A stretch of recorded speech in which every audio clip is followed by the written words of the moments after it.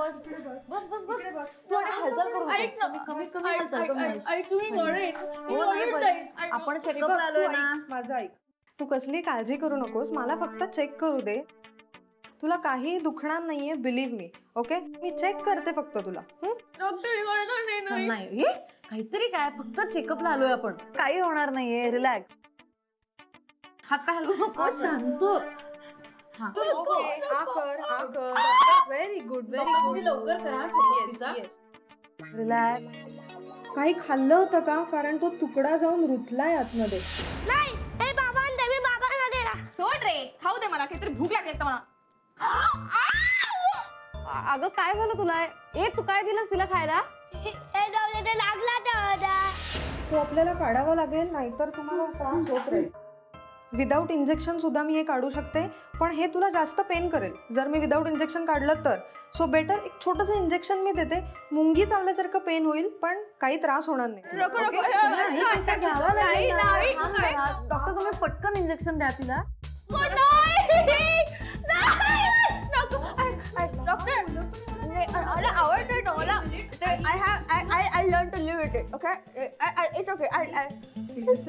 काहीच होणार नाही. आणि हे जर आत राहिलं ना, I tell you what will happen.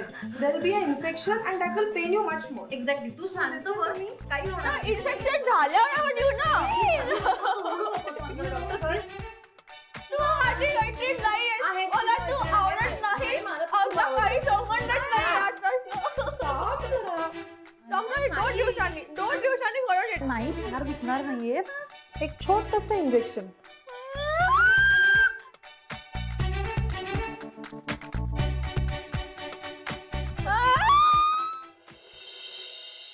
काय करतोय हे? ठेवा ठेवा ठेवा. बकुळा मावशी जरा भाजी निवडून ठेवते, राहू दे. काय निवडू बिवडू नका. हाताला लागलाय ना, 2 दिवस आराम करा. निघाल्या झाशीच्या राणीवाणी लढाय. तुम्ही बाजूला ठेवा, माझा हात लागत त्याला. फार काही नाही झालंय, जखम ओली आहे म्हणून थोडं दुखतंय, नंतर नाही दुखणार. म्हणूनच सांगते मी. आता तुम्ही ठेवा ते, ठेवा बरं. बाई ठेवा. ऐकायची नाही तुला. काय नाही, मी करते समजा पटापट. उगाच काहीतरी करत बसताय, आणखीन जखम ओली आहे तर. बकुळा मावशी तुला कसं कळलं माझ्या हाताला लागलं ते? अहो ताई, गुलमोड सोसायटीत काय घडलं आणि ते हे बकुळा मावशीला समजलं नाही असं कधी होतंय काय? अहो लई धाडसाचं काम केलं बघा तुम्ही. चोराला पकडून दिलं, लई बेस्ट काम केलं. तुमच्या हाताला लागलं ना, आता त्याचीच काळजी वाटतेय बघा मला. तू नानीची फारच काळजी करता माझी. एवढं काही झालेलं नाहीये. मग काळजी करणारच ना. नानीजी कुठं गेली? माझ्या काकूंकडे गेले आहेत, येतीलच इतक्यात. येऊन देत. त्या यायच्या आत मी पटापटा समधी कामं करते. आता आणखीन बाकी काही कामं नाही ती मला. काऊन ग आज कसली घाई? काय लवकर जायचं की काय तुला? अहो असं काय करताय? परमचे काका काकू गावाला गेलेत आणि आपल्या म्हात्रे आजी त्यांच्या लेकीकडे गेल्यात ना. एकच मेलं काम राहिलंय शेण्याचं.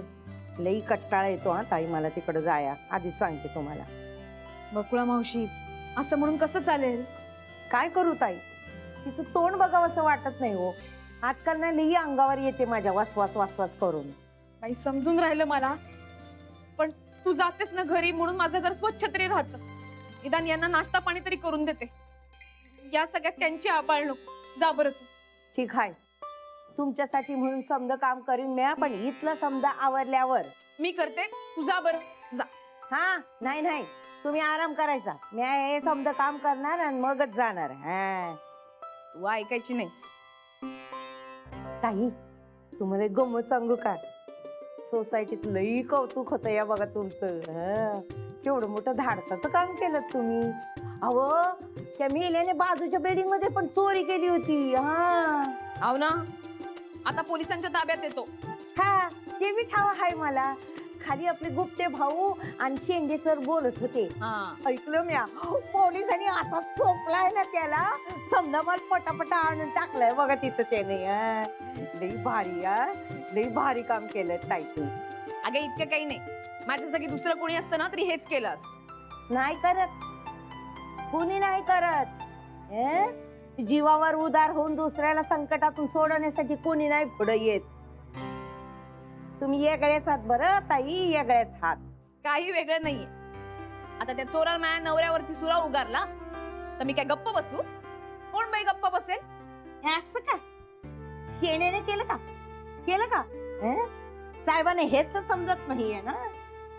राहू दे ना ग बकुळा मावशी, त्यांना समजायचं तेव्हा समजेल. त्यांना न समजाय काय झालं? ती बया काय करते त्यांच्यासाठी? अव ती सकाळचा नाश्ता देखील बनवत नाही. ती साहेबांना संकटातून सोडवणार बाई. आता तर काय बघायच नको. काऊन ग, काय झालं? दात दुखतोय ना व बयेचा, गालाला हात लावून अशी बसली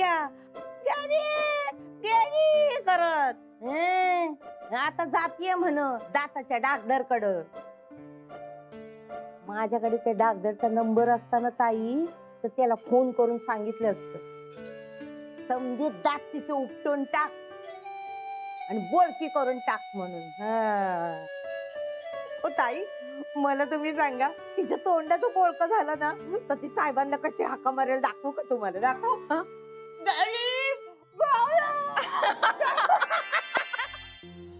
या कुणाल नावाच्या मुलाला त्या शनायाने 1 लाखाला गंडवलं. हो. शाबास. आणि आता ते पैसे परत मिळवण्यासाठी तो तिला फोन करतो, पण ती रिस्पॉन्डच करत नाहीये. शनाय करणं वेगळं काय अपेक्षित होतं? आधी त्या कुणालला गंडवलं आणि आता गुरुला फूल बनवते नाही सर, बनवलंय. शनायाचं हे गुपित उघड करायलाच हवं. हो, पण कसं? रेवती, तुम्ही हे सगळं वहिनींना सांगितलं का? नाही, म्हणजे मला असं वाटलं की आधी हे तुला सांगायला हवं, कारण गुरु कसा आहे हे माझ्यापेक्षा जास्त तू ओळखतोस. गुरुला वाटतंय की शनायाच्या आयुष्यात तो आलेला पहिला आणि एकमेव पुरुष आहे. त्या कुणालला शनायाने 1 लाखाला चीट केलंय हे तर गुरु सरांना कळायलाच हवं, पण हे त्या कुणालने स्वतः जाऊन गुरु सरांना सांगायला पाहिजे. जेनी, तू बोलतेस ते योग्य आहे, पण कुणाल रेडी होईल का हे सगळं गुरुला सांगायला? होईल ना, आपण बोलूया त्याच्याशी. त्याला सांगूया, हे बघ बाबा, तुझे फक्त 1 लाख रुपये गेलेत, पण इथे. हो, गुरुचे जेवढे पैसे उडाले आहेत ना त्याचा हिशोब सुद्धा नाही. एक्झॅक्टली. मला असं वाटतं की तो मदत करेल आपल्याला. जर त्याच्या मदतीने गुरु समोर शनाया कशी खोटी आहे हे दाखवू शकलो ना तर कदाचित गुरुचे डोळे उघडतील. या सगळ्यासाठी ना आपल्याला एक प्लॅन करावा लागेल आणि त्या प्लॅनसाठी आपल्याला कुणालची मदत लागेल. बोलूया आपण त्याच्याशी, करेल तो मदत.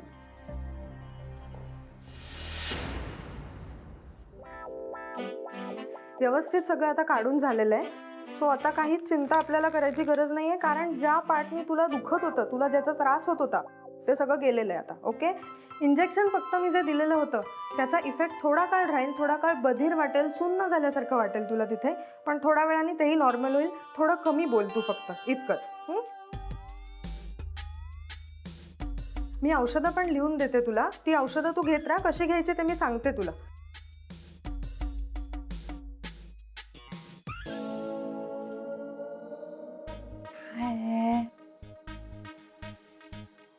काहीतरी मारामारीचं बोलत असतेस, मला कळत नाहीये शनाया.